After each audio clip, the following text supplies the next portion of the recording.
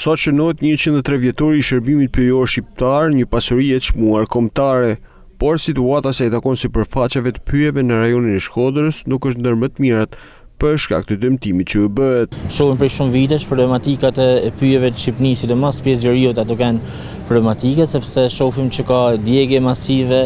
shohim që nuk ka riparime në ta zonat që janë djegën, por shohim edhe disa laje që japen për premin e pyjeve kur edhe ata duhen monitoru. Për ambientalistin Mirsat Basha, zonat pyjore në Pustri janë më të dëmtuara në Shkodër. Gjithmonë pjesa më shumë probleme është në zonën e mesit, në pjesën e sipërme të malit të Maranejt, Cukalit, pjesën e Drishtit, pra ata janë zona që ka pas më shumë prej masive, por që ka pas edhe djegje, të cilat këta zona nuk ka se janë marrë masa më riparu. Ambientalisti Basha thekson se institucionet duhet krijojnë politikën për mirë menaxhimin e zonave pyjore. Duhet të marrë shumë seriozisht këtë punën e politikave të tilla që ja thjesht me përmend ditët ndërkombëtare ose kombëtare të pyjeve dhe më çu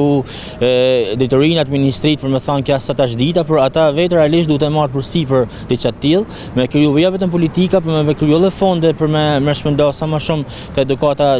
qytetare, edukata shkollave, por duke dhënë fonde edhe organizatave duke marrë nisma. Pas viteve 90, pyjet në vendin tonë janë degraduar kryesisht për shkak të prerjes, shkatërimit dhe shpëllëzimit të tyre, duke quar edhe në dëmtimin e ekosistemit toksor.